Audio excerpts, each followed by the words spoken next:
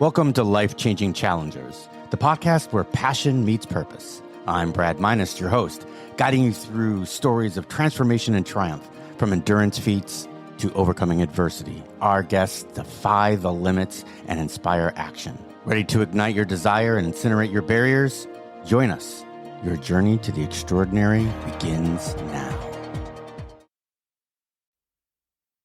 All right, and welcome back to Life-Changing Challengers. Again, I'm your host, Brad Minus, and I am super honored today to probably have one of the most interesting episodes with me. I have, you're not going to believe this, ladies and gentlemen, but I have Bond, Joel David Bond, and he's with us today. He's a speaker, he's an author, he's a traveler. He's going to talk to us a little about reverse refugees. But first, how you doing today, Joel? I'm doing excellent, Brad. Thanks so much for having me on today. Oh, no, we appreciate you being here.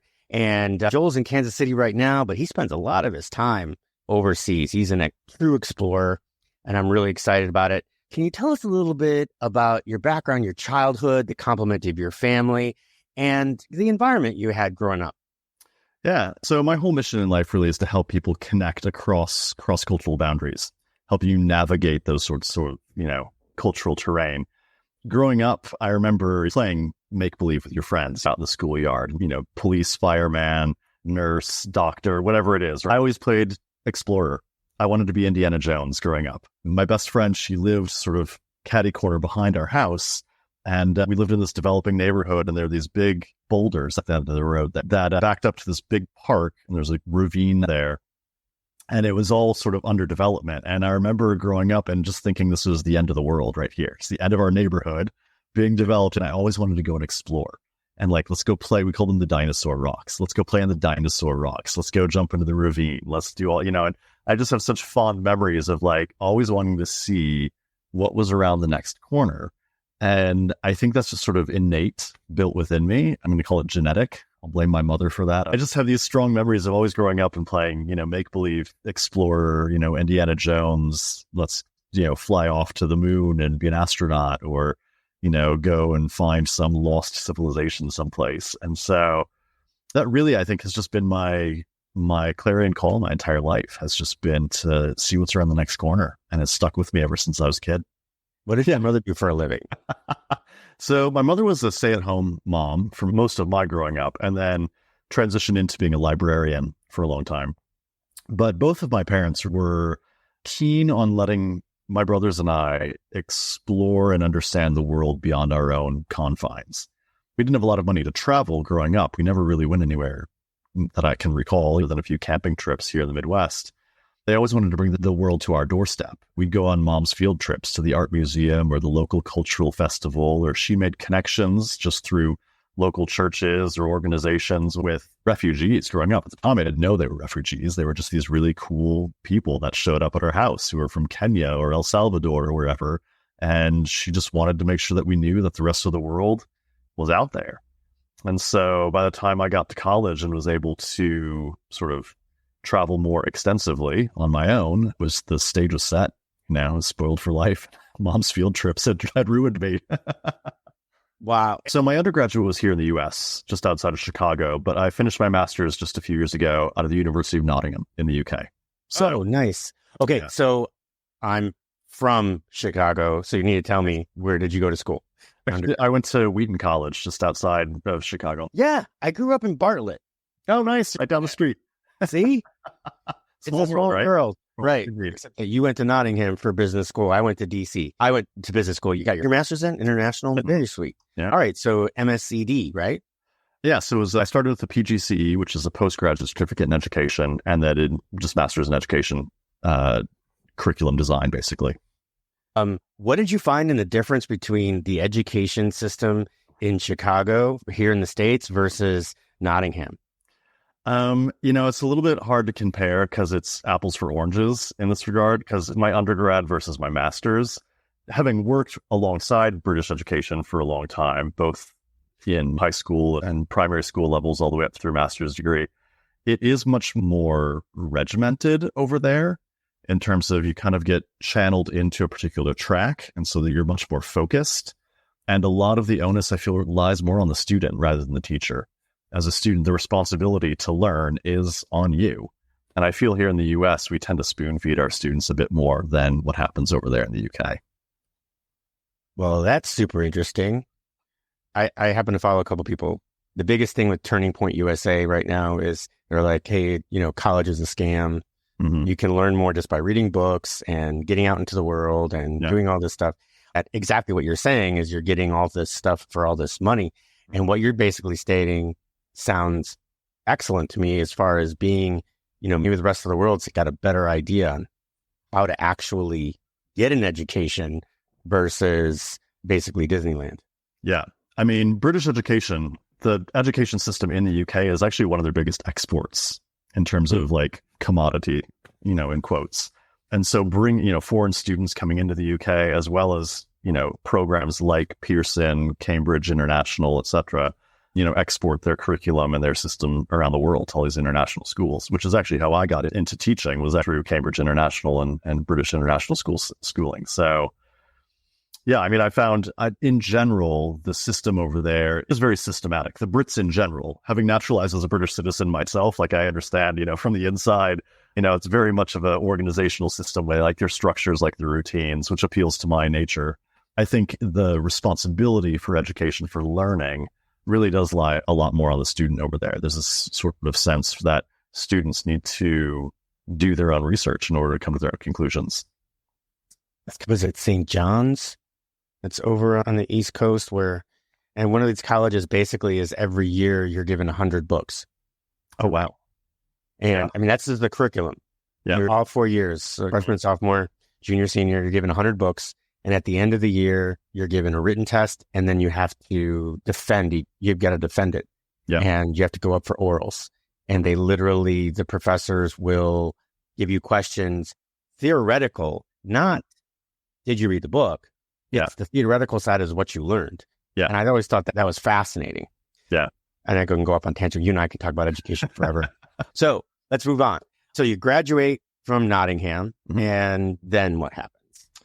My graduation from Nottingham back in 2022 was when I actually finished the degree. Prior to that, I lived in the UK for 12 years and worked in outdoor education, working with students and developing them in outdoor settings, doing group dynamics and socialization games, that sort of thing.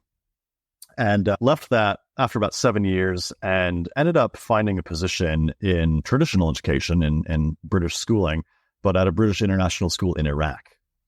And so that's in 2016, I moved over to northern Iraq and the Kurdistan region. It was about an hour from the border with Iran, and spent 7 years working in education over there, helping rebuild in a post-conflict society, basically.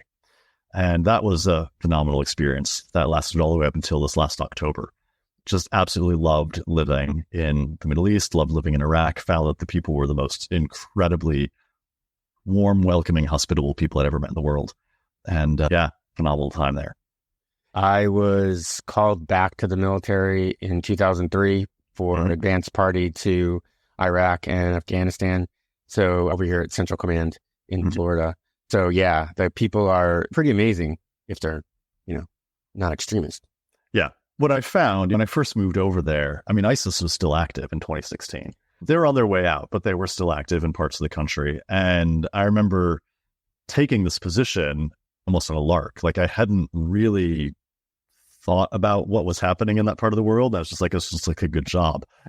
And I had the spirit of adventure. I've got this Indiana Jones side of me that's like, let's go and do this, right?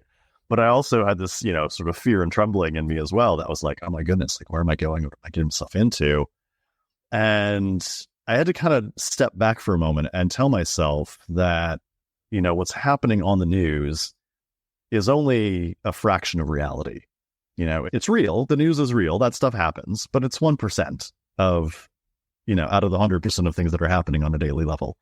And when I first got this position, it was in a city called Slimani that I'd never heard of. And there's 2 million people that live around the region of Slimani there. And I said to my mother when I, because she, of course, was, aghast. She's like, oh my gosh, where are you moving? And I said, well, Mom, have you ever heard of this city? And she's like, well, no. And I'm like, that's because nothing happens there. These 2 million people get up and take their kids to school and go visit grandma and buy milk from the supermarket and watch the football game and go to work, and do all the things that you and I would do. It just so happens to be in a part of the world that has bad press most of the time. By the same logic, I'd never move back to America because of protests and violence and racism and everything else that happens in politics and society and, gun control and whatever else. So, if you're just looking at the news, America's a terrible place, Yeah. So some people might think it is a terrible place either way. But I mean, you have to sort of take it with the good with the bad and recognize that, yes, the news is a part of daily reality, but it's only one small percentage of it. And that there's so much of your daily life that revolves around the good things. And that's probably why there's the opinion of a lot of people about America right now, which is negative. It's just because all they're getting is the news, right? Yeah. But you went to Wheaton College, right? Nothing happens freaking Wheaton and Carroll Stream, Glen Ellen, Bartlett. Yeah. Nothing happens over there. Yeah. If something happens, it's huge, right? And it's probably the same way in the city that you can pronounce that I can't, in Iraq. So I get it. And, that's the same as I grew up. I think I'm a little bit older than you, but I grew up and there was like 5 channels, 2, 5, 7, 9, 11, and 32. Those were the only channels we had. And news came on at 5, 6, and 10. And that was it. But now with CNN and all these different outlets, channels, everything. Yeah. Right. You get bombarded with all this information. So I can, and people don't seem to understand that you're getting bombarded with the 1%. Yeah. So, yeah. You are just being bombarded left, right, and center all the time. And I genuinely feel like the human spirit isn't designed to withstand that kind of weight of the world.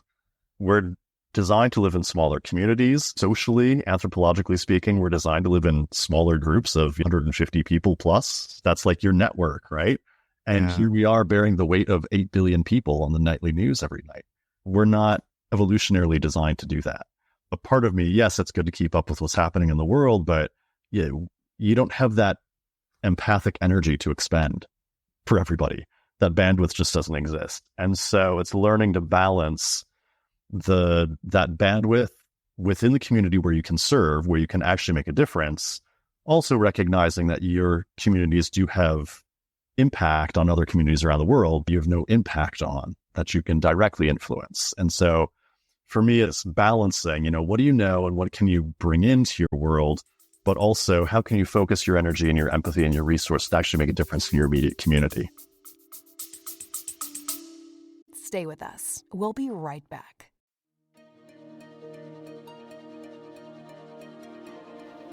Hey, challengers. I've got some exciting news to share. As we celebrate our 25th episode of Life-Changing Challengers, we're making a big change. Starting August 13th, we'll be releasing new episodes twice a week instead of just once.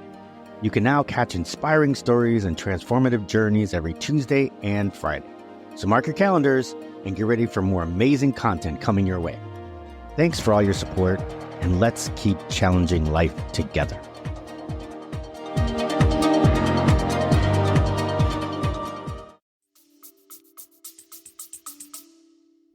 That's powerful. You had said that you went to Iraq after you finished your undergrad. Well, no, you went to the UK. Yes. And you did some teaching. Yeah. And then when did you end up going to Iraq? In 2016. All right, 2016. Yeah, 2016. And then you just said you just finished in 2022?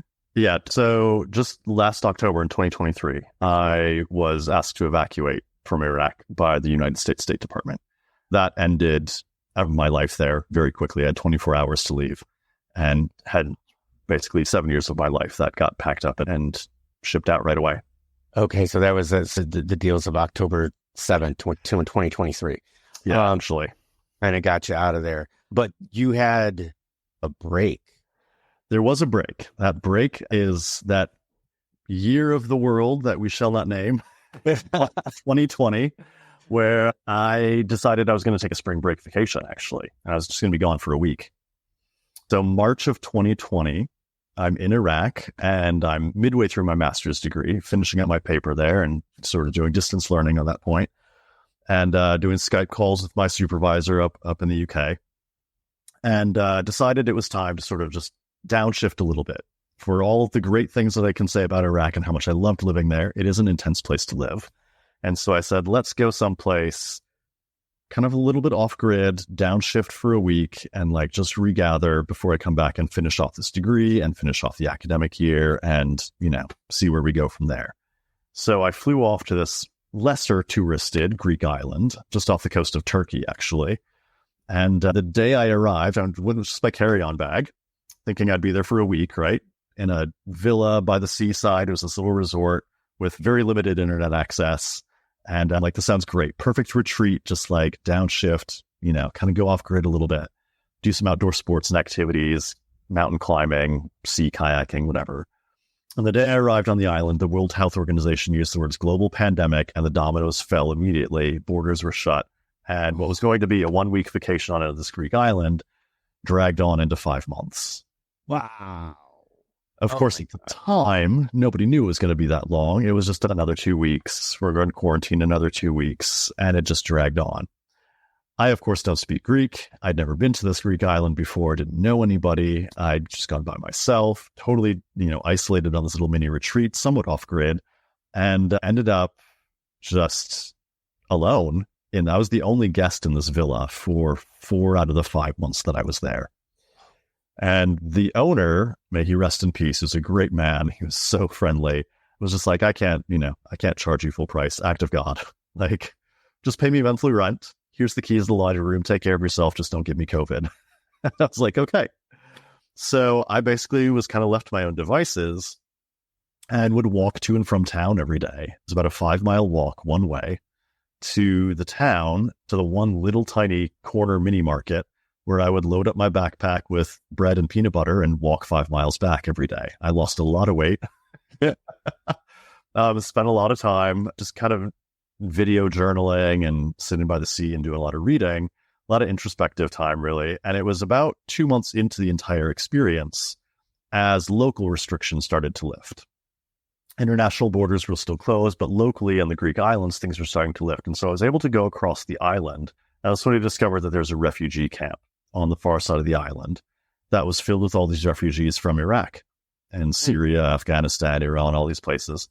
Here I am, a man from the West, caught in Greece, trying to get back to my adopted home in the Middle East, who ends up volunteering to teach English to these refugees who are caught in Greece, trying to get to the West. Ended up changing each other's lives immensely. I learned so much about the global migrant crisis, about what it is to be a refugee, about the whole underworld of trading, people smuggling, as well as some of the root causes, what's causing migration on this scale.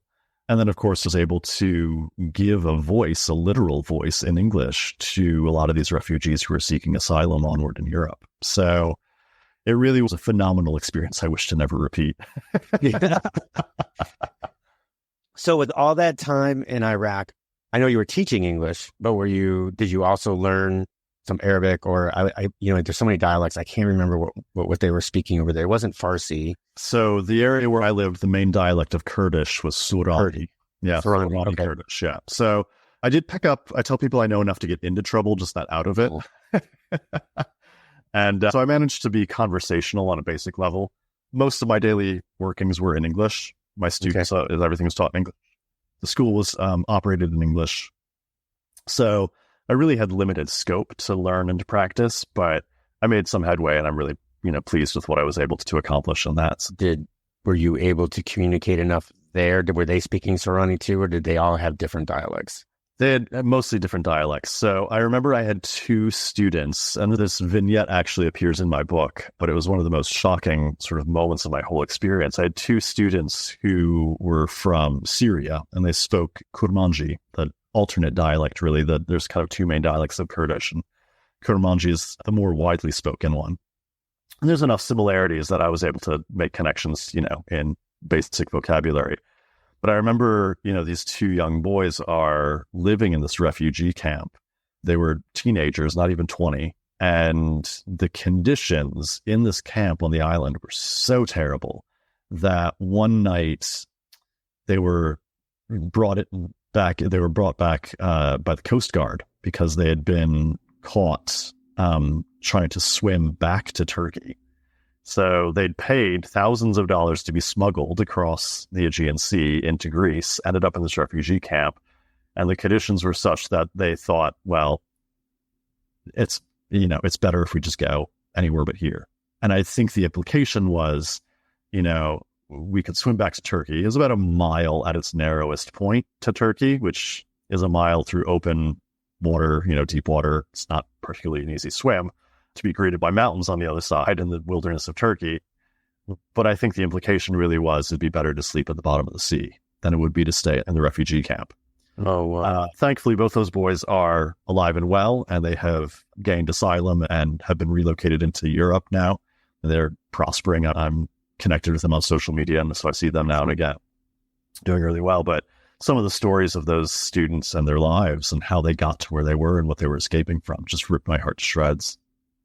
So can you share some of that? I would be very interested to, and I'm sure a lot of people would be interested about, we're kind of privileged here in America.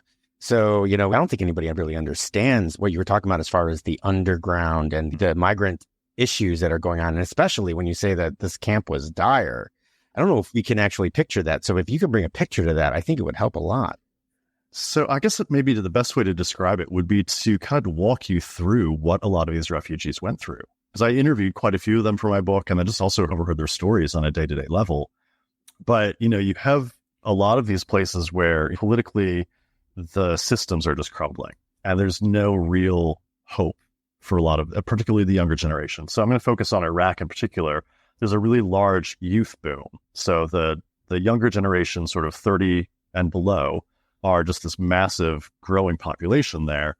And the infrastructure of the country just isn't such that it's going to support that kind of a workforce, basically. There isn't enough industry. There's not enough jobs, basically. And so a lot of these young people find themselves without any prospects for a future, without any sense of hope. And so there's this constant yearning to go someplace where they might be able to make a living, where they'd be able to do something worthwhile, find meaning with their lives. And surprisingly, a lot of the refugees that I've come across, the asylum seekers, were very highly trained. Doctors, lawyers, politicians, engineers. These are not the untrained, unskilled, uneducated. Now, that does exist in the refugee population, but a lot of them had been through university, had high-level positions in politics or in society, and for whatever reason, life was untenable. They held opposing ideologies to the party in power, or they were in a country where homosexuality wasn't allowed, or where political or religious beliefs didn't align with the culture at large. Whatever it is, plenty of people had found themselves where they were unable to stay in their home country. The first step that a lot of people do is they get a visa to Turkey. If you're an international migrant, Turkey is your gateway, because they've got relatively lax immigration laws. That's fairly easy to get a tourist visa at least. And once you're in the country, you can disappear on the countryside.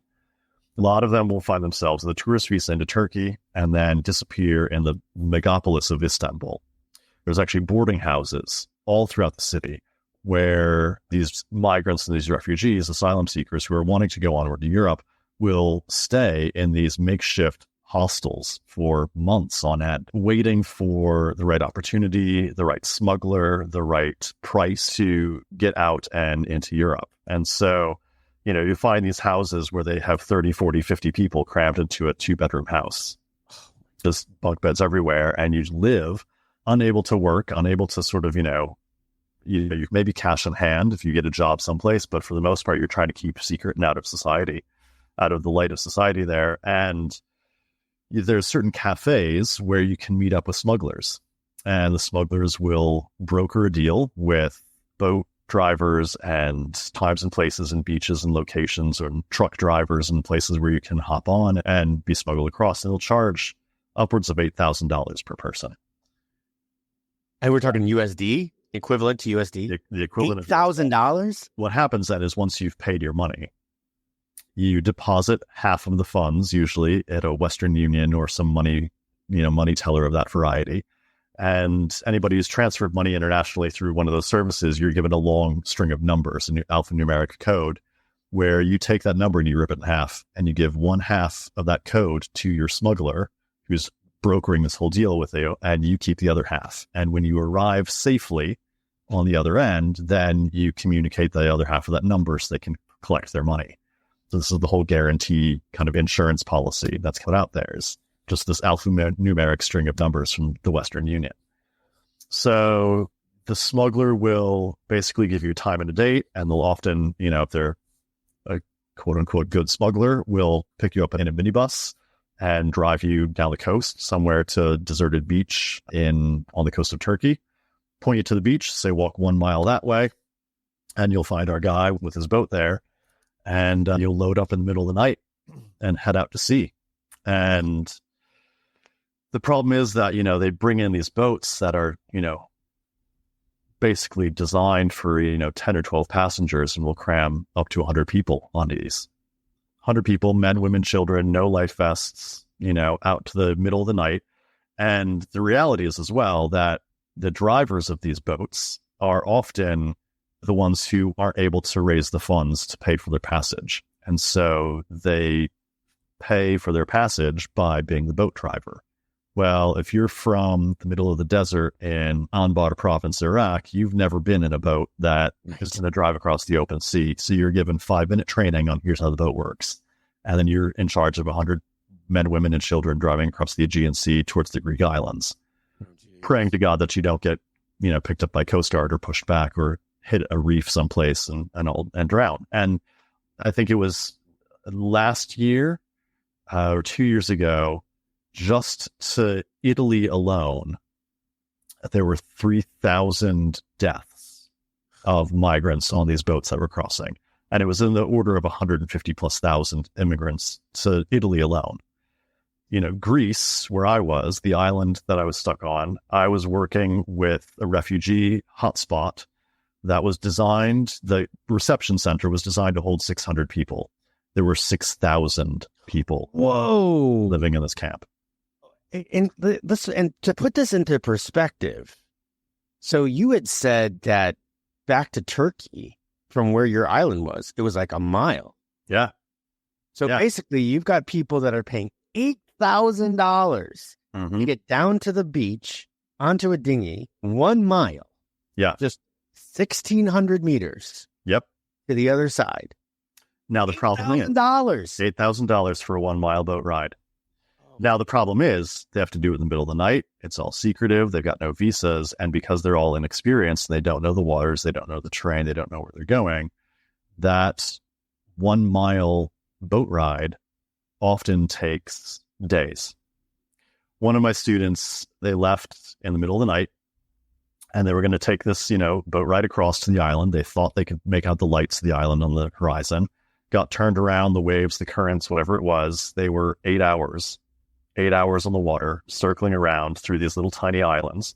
And normally, by daybreak, that would have been picked up by the Coast Guard. But fortunately, or unfortunately, depending on which side of the story you would like to fall on, the Coast Guard were busy fighting a forest fire that was building up on the mountain. And so they crash land with their boat on this sort of picnic beach on the island. And there's all these families on a Sunday morning out there, Greek families having a Sunday morning picnic. And this boat full of refugees all tumble out of the water like bedraggled cats coming up on the shore, burqas and children and crying babies and everything. And, of course, they called the authorities, and the authorities came and rounded them up and then took them in for processing at the reception center. It's a terrible problem. It's a terrible problem, no matter which way you cut it. 1% of the world's population is displaced due to conflict. So we're talking entire nations worth of people that are displaced and find themselves in this process. And a lot of my students, some of my students had been on the run and through the asylum seeking process and caught in the bureaucracy of it for upwards of 7 years. Oh, geez. Yeah, I've heard that at least here, I know that going the right way to seek asylum then goes through the paperwork and the bureaucracy could definitely, at 10 years. A running coach broke multiple records and basically said it took him, and he was from Israel, and basically it took him 10 years from the time he stepped on to the United States to the point where he got his citizenship. Yeah. That might be actually fast compared to these other countries. Just real quick, a question that popped up was, so you had mentioned that it could be good or it could be bad. So what would happen if one of these boats got rescued by the Coast Guard? So there's a lot of debate as to what the Frontex, which is the European Coast Guard administration body there, There's a lot of debate as to whether or not they're doing good or evil.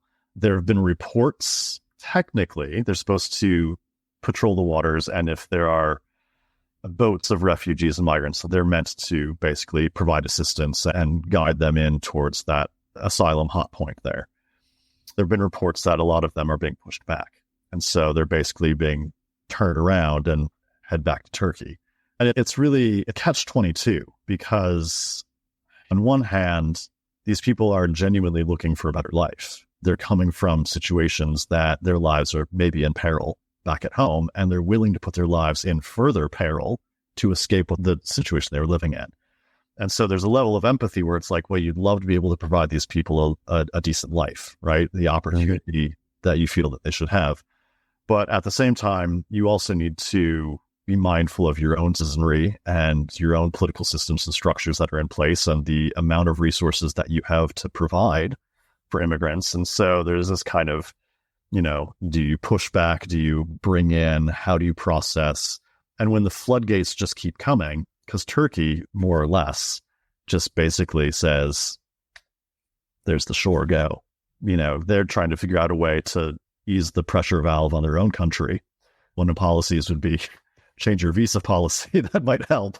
But all of these issues are so interrelated and so interconnected that one little change right here might have a knock-on effect in other ways that you can't foresee or you don't know. It really is just sort of this really complex and terrible situation. But you have so much empathy, at least I do now, having seen the conditions inside these camps, having worked with a lot of these students, having heard a lot of their stories, and then having lived for 7 years in a part of the world that has generated more migrants than any other places in the world.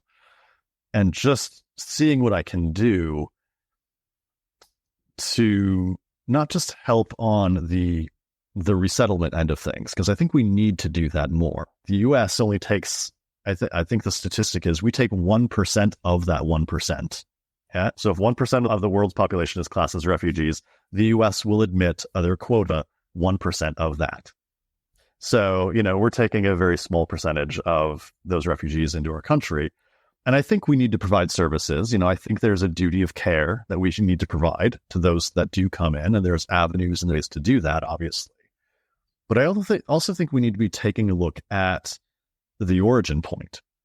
Like, where are these refugees coming from, and what kind of foreign aid and assistance can we provide that will help stem that flow, that will actually empower local populations to make those sorts of choices of self-governance in a way that they feel they have a future and they have a hope.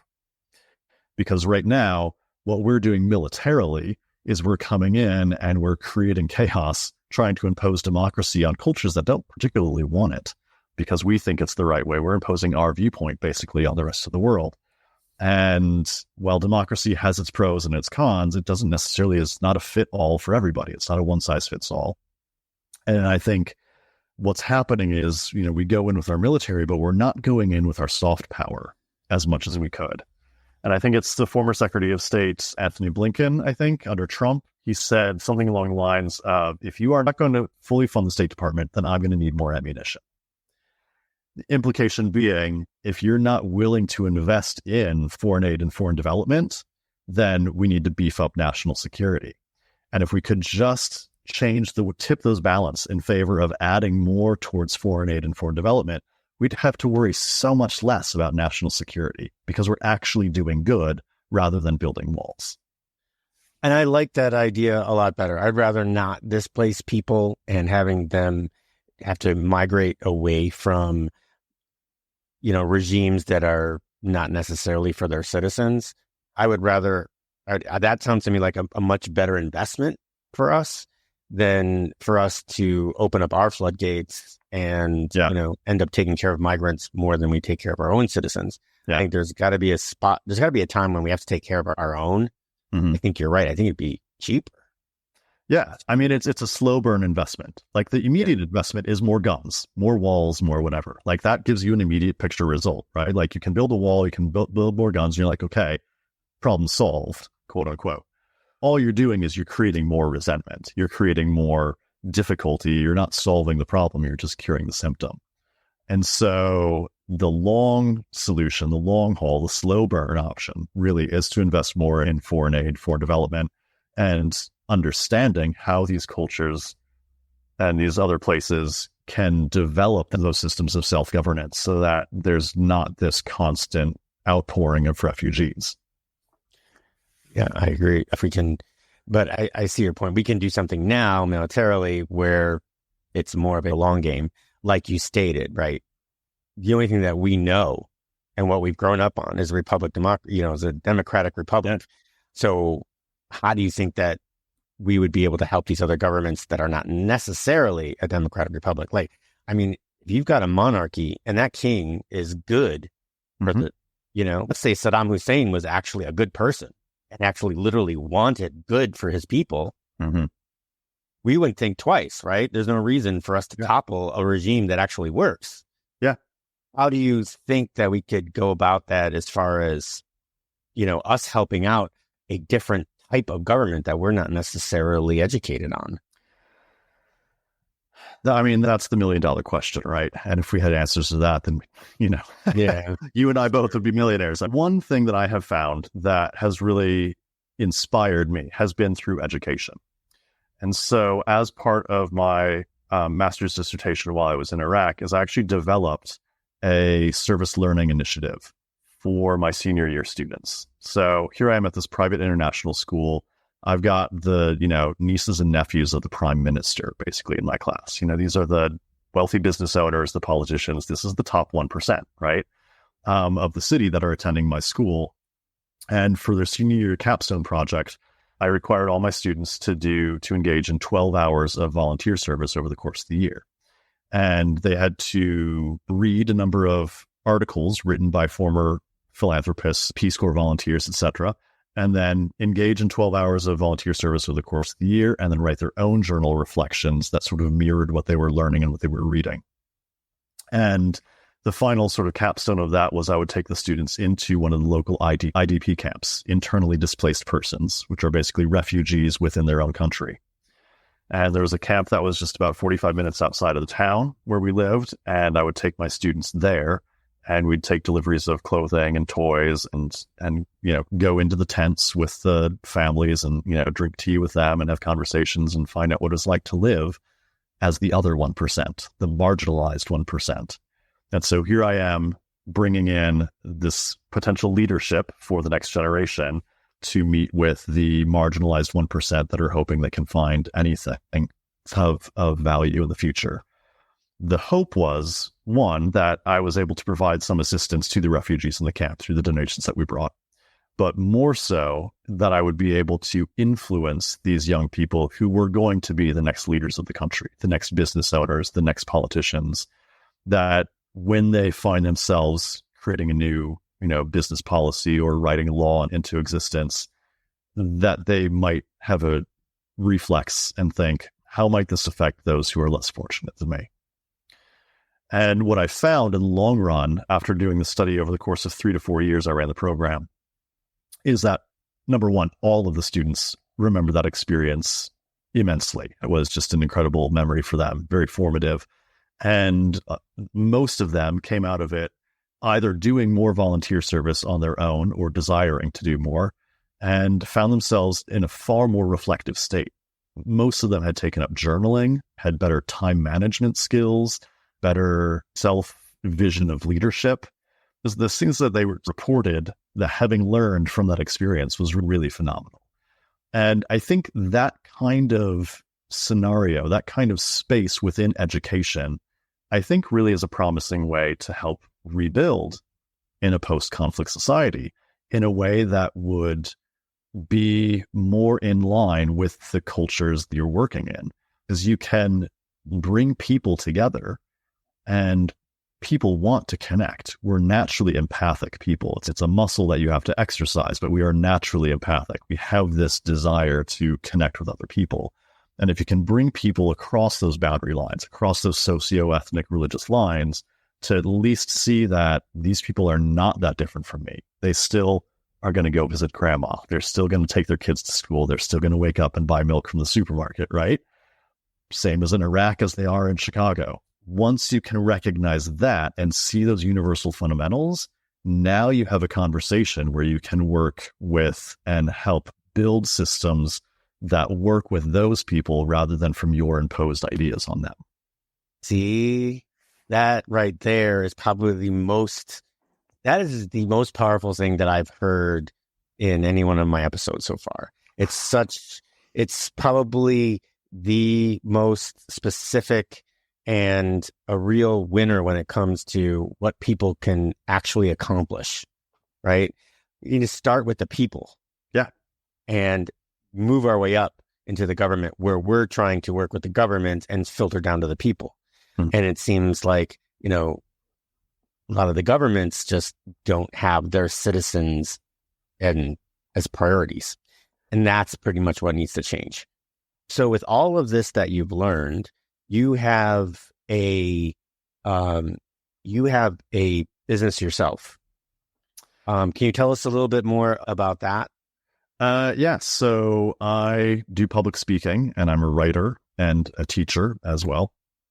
And so I do talks locally here around Kansas City. My most recent talk has been actually about my experience hiking the Camino in Spain this last year, and pairing the lessons that I learned from that with my evacuation from Iraq. So it's a kind of a kick in the gut, kind of has an emotional climax on that talk there. It's an inspirational, being able to view your life with purpose and meaning and how to draw those lessons out from life. But I do talks like that, and I have a book out in the world. My book is As Large as Your Spirit, a reverse refugee memoir by Joel David Bond. That is available on Amazon, and it's on Kindle, hardback, and paperback. Also, my website, Joel David Bond, has more of my work, some of my writings, as well as my public speaking. So I will definitely be linking your book in the show notes, along with your website, which is joeldavidbond.com. So here's my question. This is kind of where I thought about it, because as I was going through your website, and I just found where I found it before. This is where my question came from. I'm Joel David Bond, and I specialize in creating experiences to promote cross-cultural understanding and empathic connection. Mm-hmm. That right there, I guess that's my question, because you right there, then you got to contact me. So how do you, is there actually something that you do for that specific? Like, do you create like trips or retreats or something that create that cross-cultural understanding? Is that something that you do, or is something that you're looking at doing? Or so I have done in the past private tours for people internationally. So I've taken people through the UK, Norway, Germany, Denmark, Poland, Czech Republic, Kurdistan, Iraq, Turkey. So I've taken people around through Europe and the Middle East and helped connect them with locals in those places. So having meals with families, staying with local families, and then also doing all the tourist things and seeing the sites. That's kind of an immersive experience to help people engage with those cultures and learn more about what it's like to live in these places. So that is one side of what I have done. That is still something that I'm willing to do, that I'm able to do. It's just very kind of on a very small scale. So if there are any listeners that are interested, please do reach out. I'd love to donate something for you. I might be joining you myself, because I would definitely like to know more. And I think that if you're up for it, hopefully that we can actually put you on here and have a couple episodes throughout the next couple of years or whatever, and talk about different areas that you've been to, just basically getting that you've been through all these other places too. Definitely want to talk to you about the Camino trip as well. I know of one client that actually did finish it. Mm-hmm. And I have another client that's supposed to be on her way in the next month. Yeah. Oh, that would be definitely an interesting, hopefully that we'll be able to speak again. We seem to have a good connection. So I would love that, but I really needed to get more into this one. We needed to talk about the reverse refugees, because I think that really opens up a lot of people's minds. Yeah. First of all, if you're in America, don't take the privilege for granted. You might use it as a dirty word, but it's not. When you think about this, I mean, when you talk about doctors and lawyers and these people that are like paying $8,000 to go a mile so they can get out of a regime that is not necessarily in their best interest. Mm-hmm. I mean, these are highly educated people. Yeah. This is who end up living in slums, essentially, and migrating to countries where they don't speak the language, and the best work they can find is janitorial. Yes. See, yeah, something's got to be done about that. Yeah. So, but I almost can't even fathom it. I mean, I've been out in the boonies, and I've been out, on bivouac, and I've been through where you've been through. Well, not as north, more south, but still, I can't. You know what I mean? as a regular basis. I was there 2-3 weeks, 3 months at a time. That was it. And I'm back, right? Yeah. But anybody could do that for a couple months. But when you're talking about the rest of your life, finding yourself just completely uprooted. And I think that's part of why I have such an empathic understanding of what the refugee experience is, because, I found myself kind of in the circus mirror reflection of being a refugee myself. Here I am caught on this Greek island for 5 months, albeit in this very privileged, sort of villa by the seaside, where I've got this, struck a bargain with the owner, basically. But I'm isolated. I'm alone. I've lost everything that I know. I can't get back to my loved ones. I think I may have accidentally moved to Greece at this point because everything's closed and I can't, I'm going to lose money. I can't make my way back. In the absence of being gone, I actually lost my house in Iraq. It was sold out from underneath me, and I had to have a friend move my stuff out for me in my absence. There's all this dramatic chaos around it. And so I totally get, on an emotional level, what these refugees are going through, because it's the same. It's that human connection. That's a universal connection. And while I may not be in that same situation, I'm not living in a tent on a hillside outside of a Greek village all the time, I know what it's like to lose everything, to not be able to go back to where I once was, and to wonder, how I'm going to connect, how I'm going to make a future for myself. And I can't communicate with anybody here.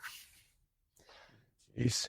Last question I have, and this just came up randomly, is I wanted to ask you about it earlier, but those IDPs that you were talking about that you've been to, were most of them like the one in Greece, or were there some of them that were decent, at least for people, or they all seem to be the same?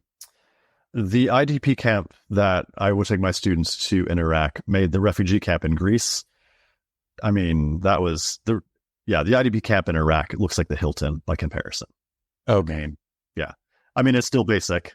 Yeah. You're living under canvas. You're on a concrete pad with a shared toilet block around the corner down these dirt paths. But by comparison, that is the height of luxury to what I saw in Greece. I can't even imagine. Just horrible. If that does not hit your heartstrings and make your mind just kind of like blow, I'm blown away just by the thought of this is what goes on the other side of the world. Yeah. Just a picture of it is, it's mind blowing. It's just absolutely mind blowing. I can't imagine that people actually live this way, and they're living this way on purpose. Yeah. So because there's no more or less. Yeah.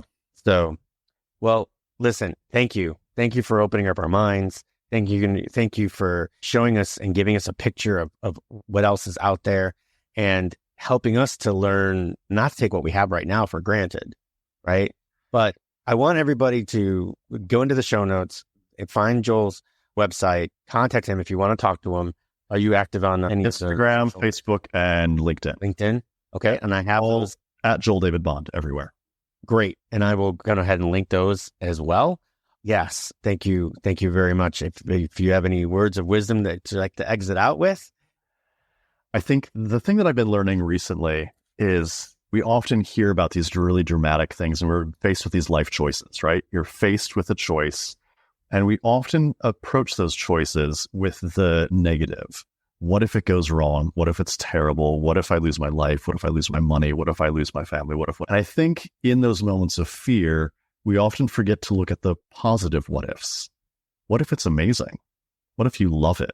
What if you meet the people that will change your life for the better for here on out? It's that concept of trying to bring in more of the positive what ifs. And so if you, as a listener out there, are being faced with a challenge and you're at a crossroads and you're sat there asking yourself the what if questions for the negatives, flip the tables and ask yourself a couple positive what ifs, because you might just find yourself heading down a path that's incredibly life-changing for the better. That's fantastic. The positive what ifs, people. Hey, you can write another book. That's the title. The positive what ifs. That is a good one. I am working on my second book. Yeah, no, that's a great freaking title. I love it. So anyway, thank you. Thank you so much, Joel. And for the rest of you out there, those positives what ifs, that's what we need, right? So anyway, for Joel and myself, thank you very much. And we'll see you in the next one. Well, that wraps up another episode of Life-Changing Challengers. I'm your host, Brad Minus, saying thank you for joining us on this journey of transformation. If today's stories inspired you, please take a moment to review, share, and follow us on your favorite podcast platform. Your support helps us reach more listeners and create an even bigger impact. Remember, every challenge is a chance to grow. Until next time, keep pushing, keep challenging, and never stop pursuing your extraordinary.